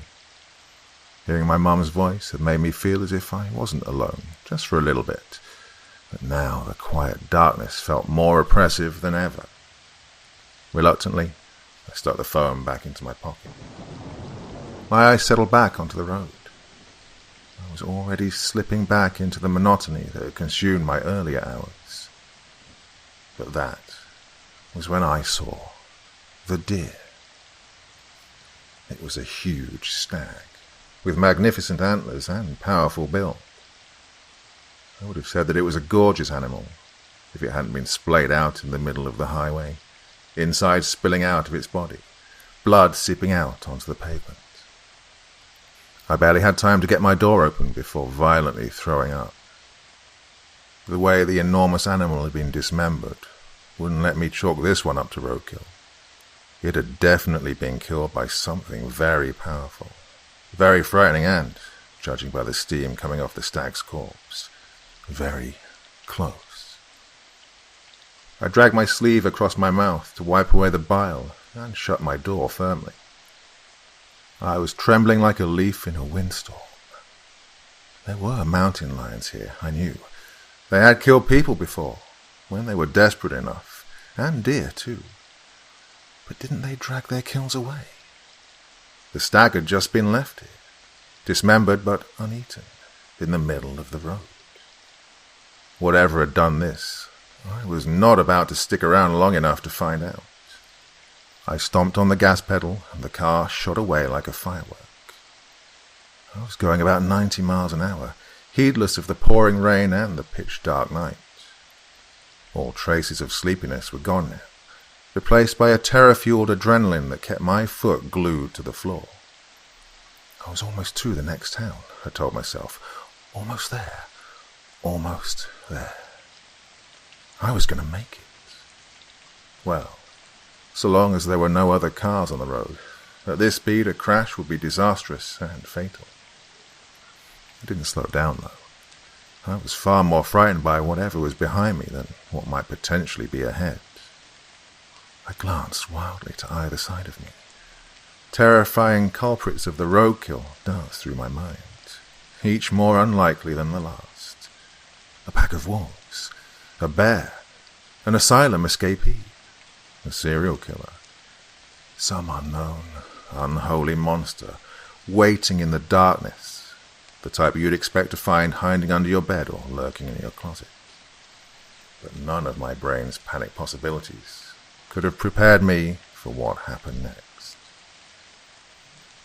Somewhere in the road ahead of me, there was a screech of braking tires, then a sickening crunch of metal folding in on itself. I heard a woman's voice scream. Her shriek rose in pitch and volume until it was cut off abruptly. I slowed the car down. A wreck flashed in my headlights. The driver had swerved off the road, judging by the skid marks, and crashed into a ditch. Against my better judgment, I stopped the car. Something large and pale darted in front of my headlights, heading off the road. A creature that size shouldn't have been able to move that quick. My heart caught in my throat. Is anyone out there? The call came from right outside my vehicle. I couldn't see who'd said it. I assumed it was the woman who'd screamed. But getting out of my car was risky. God only knew what might be waiting for me. Please, help me. She sounded like she was in a lot of pain. Oh, that did it for me. I stepped out of the car. She was laying on the pavement, just outside our open door. Well, opened is a strong word. It looked like it had been wrenched off, with deep gouge marks in the metal. Looking down at the woman, I saw similar gashes across her stomach and torso. My stomach turned, but I knew I had to help her. I steeled myself and forced a smile. I'm here to help you. We're going to get you to a hospital. You're going to be all right. From the state of her, I very much doubted she was going to be all right. But telling her that wouldn't help. What did this to you? Her eyes grew wide, showing the whites. Monster, she choked out, followed by bloody spittle. She coughed. Leave me before it comes back. Go. I swallowed hard. So, she knew she was dying. But I couldn't just abandon her, could I? More coughs racked her body, followed by several mouthfuls of blood. Her internal bleeding must have been bad. She didn't have long. I'll give you a ride to the hospital, okay? Where were you coming from? Is it close? She just gave me a sad, bloody smile. Hold on, I've got you. I opened my car door and half lifted, half dragged the woman into my back seat. Thanks. Her voice was barely a whisper. Won't die alone. I got back into the driver's seat, looking nervously after the creature. I stomped on the gas. What the hell was I doing? This was insane. A monster? What had I seen lope away from her wreck? Was she delirious? How much time did she have? Could we possibly make it to wherever she'd been driving from? Questions swirled through my head. I ignored them and just drove. We raced along the highway at maximum speed. Her labored breathing told me she was still hanging in there. I heard something ping softly. My gas light was on. It was almost empty. I swore explosively. Oh, we're almost out of gas. Did you pass any towns on your way that are nearby? I heard her take a strained breath. Close, she managed before coughing weakly. Okay, we could do close. We could make it. I pressed the pedal harder into the floor, racing against not only time and some monster, but the gas tank too. God, things just kept getting better and better, didn't they? We drove in silence, except for the drumming rain and her heavy breaths, becoming more difficult and sporadic by the minute. A ways ahead, perhaps a mile or so, I glimpsed the lights of civilization through the rain. Hey, I see a town. Look, just hang in there, okay? Only a few minutes and you'll be in the hospital, with doctors to take care of you and everything. You'll be all right. We're gonna make it. We are. Just as I finished my convoluted message of hope, the car made an ominous sputtering sound and then started to coast. Oh, no. No. I'd run out of gas. We were screwed. The car closed to a stop. I swear I saw something move in the forest to my right. Okay, look. We're less than a half a mile from the town. I know we'll be able to make it there. You can just lean on me. I'll carry you, if that's what it's going to take. And I can shout for help when we get closer. It'll only take 10 minutes, okay? She didn't appear to have the strength to respond. I opened my car door and went around to hers. Her breathing was less labored now, but extremely shallow. Blood dribbled from her mouth. Stephanie, she said softly, surprising me. Is that your name? She gave me the slightest nod of her head. Well, I'm glad I met you, Stephanie. I'm Taylor. We're gonna make it, all right? But her eyes started to glaze over. Stephanie took one last, shuddering breath.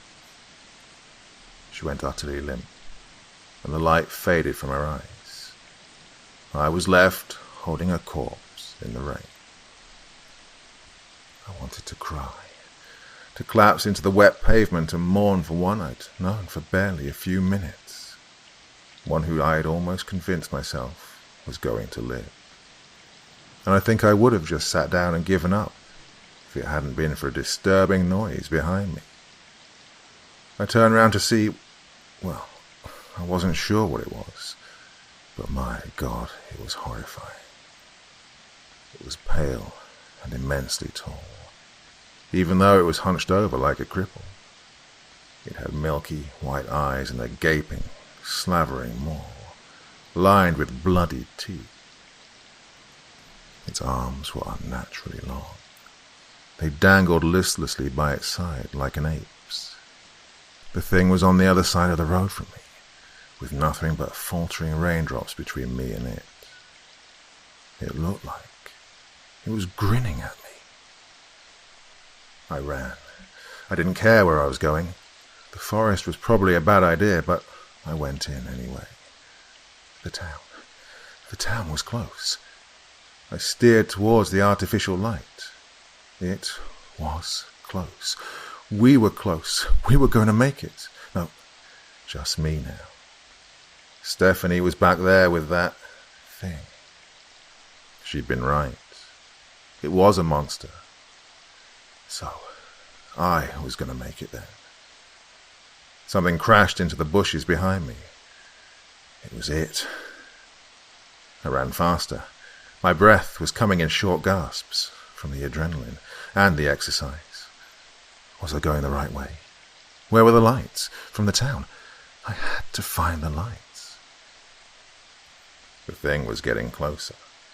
I heard it, and I felt it. I found myself praying, muttering gibberish under my breath. I wasn't religious. No God would ever let a monstrosity like the one behind me exist. I knew this, but I prayed anyway. Now I could hear its breath. It sounded wet, like the forest around me. Oh God, please don't let me die here. I'm going to make it.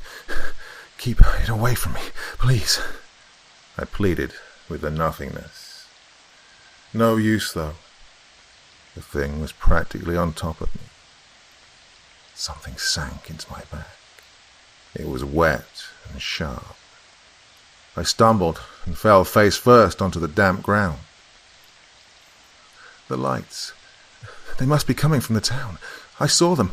I was close. I would make it. I could imagine getting into the town, finding a hotel, telling someone about all this crazy everything, confessing, really. Oh, a soft, dry bed, heat. I could almost feel it, the silky pillowcase against my cheek, the soft sheets wrapping me up, suffusing me with warmth. I smiled softly. I could see the light.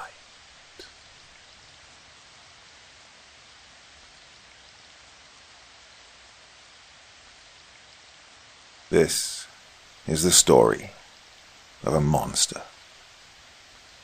My name's Harold Brown. I'm 6'1", built like a Viking. Short and thick tree trunk legs, huge torso, big paunch. Thick blonde hair, blue eyes, hair everywhere, and gigantic arms capped by ham-sized fists. Suffice to say, when I go to Renaissance fairs, it's always as William Wallace. I go to a university in California, one of the last good ones, a hidden gem, really. And 5 months ago, I met my girlfriend, Cassandra. How we met is the stuff of, at once, dreams and nightmares. I was behind her in a drive-thru late at night and saw some guy climb into her car. I followed after her, frantically honking and flashing my brights to get her attention. But she evaded me, not knowing of the monster hiding behind her. Because I grew up on the farms and ranches surrounding this town, I quickly located the back roads they'd gone down and called in the police. Cassandra was still alive, and I met with her again after she was released from the hospital. Yeah, I knew I had to ask her out after the cops tried to take the bag of fast food that was in her car for evidence, and she ferociously snatched it back and mauled the burger in half a minute, in spite of being stark as and red as a tomato from head to toe, thanks to the bleach she'd been dunked in by that psycho.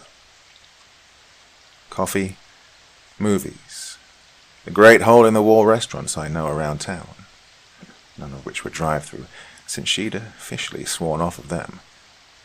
And whatever else a pair of students on a shoestring budget could manage.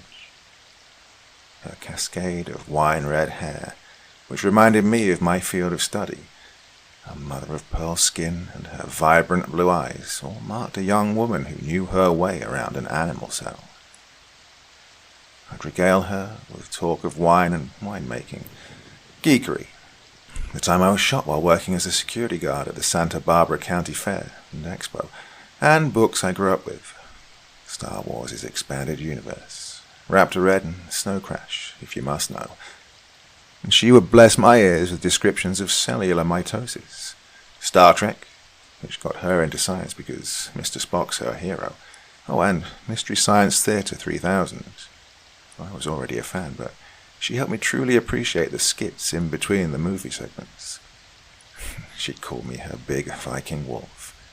I call her my little Spitfire fox. To be honest, I probably wouldn't have met or talked to her or any other girl there at that university. It's not that I'm shy. Of the Myers-Briggs personality types, I'm an INFJ. Introverted, intuitive, feeling, judging. The rarest of them all. Great privacy, but great empathy. A healer, a crowd pleaser, but someone preferring their alone time and their own headspace. But more than just that, I struggle with feelings of intense self-hatred, none of which manifest on the surface because my nurturing nature doesn't want to spread that around. How do I find validation? Through helping others. Counseling helped and probably saved my life, but that self-hatred still pops up. All of it prompted by a traumatic 3 years when I was 9 at the hands of an ex-sister-in-law. But for now, these days, I'd managed to find a wonderful young woman who saw past my imperfections to the person under the carefully constructed mask. Dating bliss at last. We had to be careful, though. In our town, there's a significant homeless population, and some gangs, too. Most of the latter didn't bother with students, unless someone was behind on a drug tab. Most students' vices were beer and video games, and the former, well, they were usually pretty chill. There's even a mural of one, dubbed the Pirate, thanks to his eye patch and haggard demeanor. Every time a student would see him, they'd pump a fist and shout, "Arr, matey," and the pirate would shout, "Arr, matey," back. Nice guy. Loves Dos Equis beer, and if you buy him a drink or sandwich, he'll regale you with stories from his time working on a freight ship that are so outlandish and so ridiculous, they absolutely must be true. Unicorn Man. So named for the single dreadlock sticking up from his head at all times. He was a professor at the university until something he was researching just broke his mind. The Cop, named because of the tattered police shirt and cop hat he wore, was an abandoned Down syndrome baby, but the man could be trusted to walk women safely home on dark and frightening nights. Yeah, real class act, the Cop. Then there's some of the unsafe ones. The Martian, who thinks aliens are going to invade. Pigpen, who's only held together by all the parasites he carries holding hands. And Tapeworm, who was a dried-up, crap-spattered tail sticking out of his hands that's composed of the half-dead tapeworms dangling out of him. He keeps yelling about how his son was taken by polar bears. He was just a student that cracked from pressure and never went home. He'd become violent towards anyone with a small dog or cat, demanding they give him his son back and spend a night in jail. Once upon a time, we had institutions that helped these people, but because a relative few psychos turned them into their own personal Dr. Mengele playgrounds, they mostly got closed down. Things everywhere would have been different if these folks got the help they needed. But, I digress. One evening, when we'd finished our studies over a plate of taquitos and guacamole that had grown cold and limp and dark green, respectively, Cassandra looked up from her book and shut it with a heavy thud. "Let's go see a movie," she exclaimed, grinning that adorable way that she did. "Oh, as long as it's not the Star Wars prequel," I groaned. She scoffed, as if you even had to say it. After what Jar Jar Abrams did to Star Trek, I'm not wasting time on that hooey. See? Dream woman. Okay, so, how about Ant-Man? I asked. Oof, I haven't seen much in way of the Marvel movies. She shrugged. Got one you want to see then? I asked as I stood up, slipping my huge work boots on. The boots Cassandra joked could be used as lifeboats in the event of a catastrophic flood. I don't know. What do you want to see? She asked, twirling a strand of that red hair around a finger. Very helpful, Foxy. Mad Max Fury Road sounds like fun, I supplied. She tilted her head in thought. I'd shown her all 3 movies after I discovered our mutual love of Fallout, and she liked Thunderdome the most. I'm more of a Road Warrior fan myself. Okay, Fury Road it is, she chirped. It was wonderful to see her cheering and smiling like this. She was shaky and paranoid the first month after her ordeal, but time, dates, and distracting schoolwork and recreation has got a way of helping you forget the horrors that have been visited upon you. I checked the listings on my phone, and the only showing that would conclude at a civilized time was at a drive-in theatre. It had been in town for as long as anyone could remember, near a trailer park. Every Sunday, there'd be a swap meet there, and on occasion, we'd pay a visit to see what second-hand goodies we could find. I mentioned this, and Cassandra hesitated, biting her lip anxiously. "Hey, it's all right.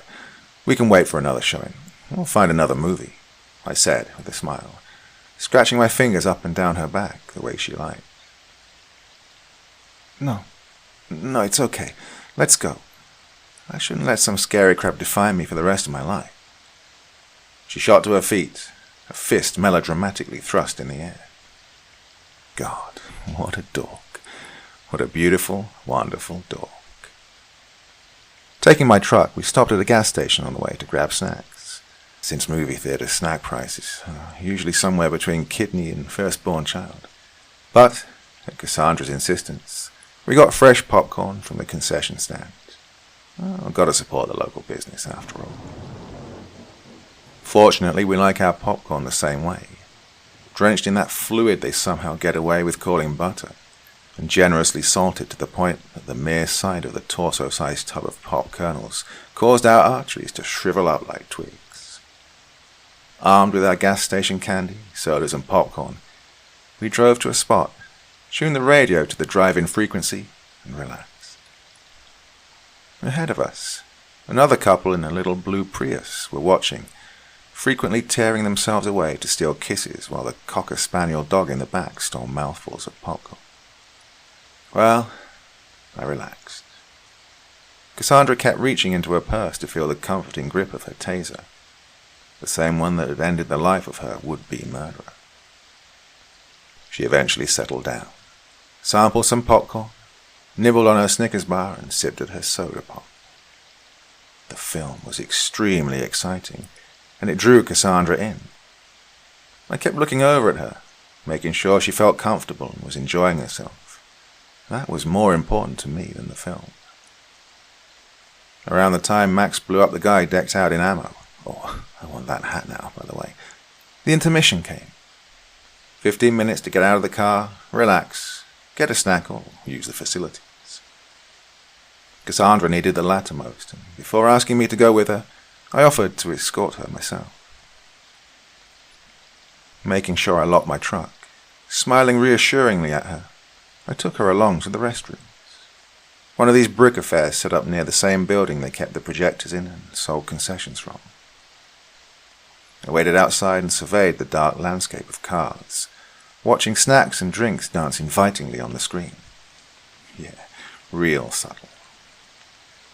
I leaned against the bricks near the women's restroom entrance, gazing up at the stars. You can make out most of them, given the small size of the towns around here. I heard jingling and clicking approaching from the drive-thru and glanced down, seeing the dog, that popcorn-stealing cocker-spaniel, trotting along, leash trailing behind it. "Uh-oh, looks like we got a jailbreaker," I exclaimed with a laugh, bringing my giant boot down on the leash before leaning down to seize it. "Let's get you back to your folks, silly boy." I walked the dog back towards our spot, and noticed the car ahead of my truck had its driver door wide open and was completely empty. I glanced towards the concession stand, spotting a few people, but none of them looked like the couple from the car. I started to walk towards it, when the dog became immediately agitated, barking, growling, and making a real fuss. "Easy now, buddy. It's all right," I consoled the unhappy canine. "I'm sure they're okay." That sounded like a hollow lie even to myself. I slowly rounded the back of the couple's car and peered into the cabin. It was completely dark, so I fished out my phone and turned on the flashlight, shining it into the parked Prius. Dark, red, soaking the upholstery and the console. Oh my God. I saw a bloody hand sticking out from under the car, and the dog let out a mournful whimper. I scooped him up under one arm and scrambled like the devil himself when nipping at my heels, darting back to the concession stand. I banged a fist on the door to the women's restroom. "Occupied," Cassandra snarled from inside. "Give me a minute." "Cassie, baby, lock the door in there. Don't unlock it," I bellowed, then staggered to the concession stand, scaring the crap out of the poor, acne-riddled freshman with dark circles under his eyes, manning the place. "Holy shit, dude," he yelped, bloodshot eyes widening in surprise. "Listen, call the police. Someone's been hurt," I yelled. He stared at me for a few moments, jaw slack. What?" A skeptical mumble struggled its way from his mouth. "Murder. Call cops freaking now," I bellowed, banging my fist on the counter for emphasis, then ran all the way back to the truck, panting hard. I tossed the dog into the back and snatched Cassandra's taser from her purse.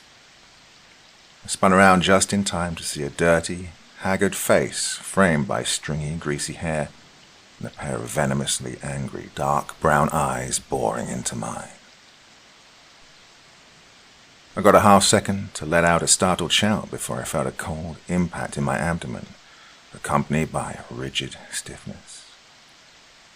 It was tapeworm, and he'd just buried an old kitchen knife in my belly. I could tell it had penetrated abdominal muscles, but where the knife wound up, it was mostly adipose that was pierced. And the thick shall inherit the earth. I'm a gentle soul by nature, and can count on one hand the number of fights I've been in. One time when I was in 4-H, one more thing I have in common with Cassie, I held off a gang of kids from beating up my little brother.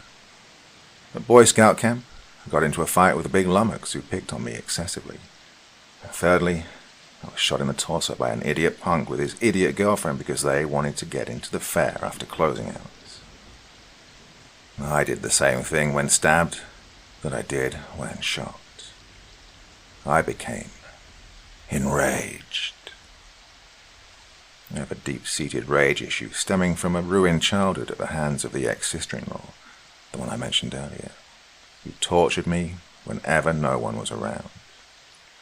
From between when I was 9 years old to when I was 12, when my brother divorced her for unrelated reasons, well, I never told anyone what happened, save for the counselors, and frankly, that's a lengthy story for another time. But I always found outlets for that rage, so it never controlled me. Games, a little time at the sharpshooting range, a little kickboxing. It vented perfectly. But when this poor, broken and delusional man stabbed me, it was something he immediately regretted. My vision reddened and I leaped forward, the same way I had after that chisel-jawed punk put a bullet in me. I brought my fists down on him, muscle toned from long hours on the farm and ranch I grew up on, burning as I struck him across the face as he screamed. "Son, get out the truck. Run away, boy. Get help," he cried to the cocker spaniel whose owners he'd butchered in a delusional stupor as I rained one blow after another down on him. You know that little bit of restraint you have? That restraint that keeps you from putting your full potential strength into a blow. That well-trained part of your superego that's told you it's not good to hit people. Well, in that moment, as in the 3 fights of my life before, that restraint fell away as I broke his jaw, cracked his cheekbone, felt his ribs crack under my unrelenting and brutal assault, as all the built-up rage, frustration, and grief inside me poured out into this man. Somewhere in all this fray, the knife had come out of me, and I was bleeding all over. By the time the police arrived, I was standing over him and was bringing a size 13 triple E work boot down on his femur, snapping it like a toothpick. All the while, the movie continued. It seems the kid in the booth was too shaken to think to turn it off. And while Immortan Joe was driving his souped-up hot rod on the big screen, the rest of the drive-in's patrons watched on, oblivious to the mayhem happening less than 100 feet away. The cops shone their light on me. I heard them bellow at me to stop, And when I looked up at them, the rage burned still. And according to the dashcam footage I later saw, thanks to a friend of the family in the police department, they had just cause to believe I was about to attack them. This distraction, though, was enough for my gentle side, what I hope is my real self, to grab the reins again. The adrenaline rush ebbed, and after taking one step, my strength left me, like the blood of mine pooled around my feet. I collapsed. I have faint memories of Cassandra walking alongside the gurney that the paramedics had managed to get my giant self onto, holding my hand. She called me her warrior, her protector, her knight in shining armor. Please, no, baby, don't call me those things. She rode with me to the hospital, and I woke up to her and my family gathered around. Cassie's dorm mates were even there. Nicole, the activist girl, Jeannie, the nice but bubble-headed beauty queen who had yet to pick a major, and the perpetually cheerful and extra thick goth, Gloria. My brothers joked about how I needed to get a slash on my torso, and my battle damage would be complete after I've been shot and stabbed now. Mum and Dad were their usual supportive selves. Cassandra kept calling me brave, heroic, and mighty. No, I'm none of those things.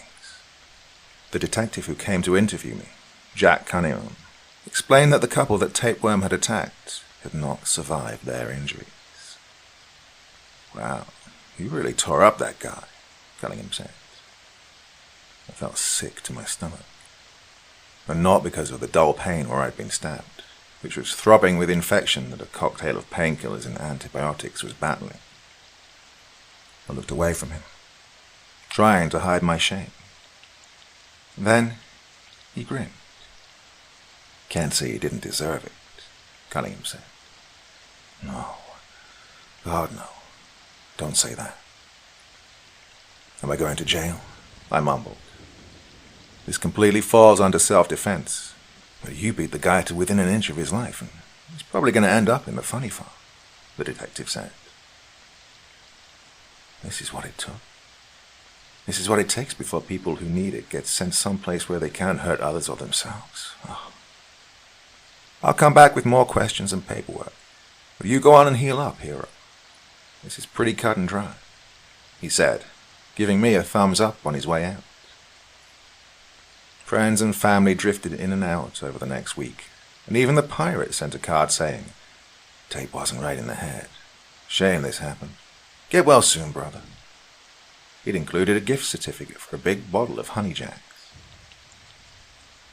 After I got out, I would frequently glance at the other homeless folk. No, not because I was afraid of being attacked, but looking for a scowl, a frown, a dirty look, something, anything to validate how loathsome I felt. Nothing of the sort. Why couldn't people see in me what I know exists?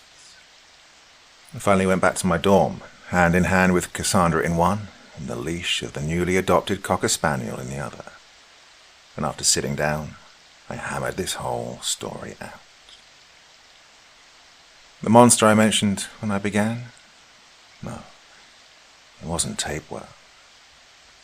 Beating a handicapped man with no control over his actions got labelled a heroic act. It sure as hell doesn't feel heroic. The monster I referred to lives inside me, the hide to my Jekyll. I know, on the surface, that I'd never hurt the ones I love, even when angry, but a primal fear always hides deep down. Our brains are divided into many different parts. Know why you get a headache looking at optical illusions? That's your brain arguing over what it's seen. Whatever part of my brain that monster lives in, I pray to all that's good and holy that it's never unleashed again. That's why I've gone back to counseling. Cassandra says she's proud of me for it. She's the only one I've ever told any of this to. Well, until now. And I'll tell you all what she told me. You're worth healing. You're worth helping. You're worth being happy. I implore you, friends, Battle those demons in your soul. Don't do it alone. Once we graduate, I'm going to ask Cassandra to marry me. My tabletop game friends, Raoul and Mandy, gave me an engagement ring to give to her when the time's right. Well, I'm thinking Pismo Beach at the end of the pier, right when the moon is hovering over the ocean. Just not at a drive-in movie anytime soon.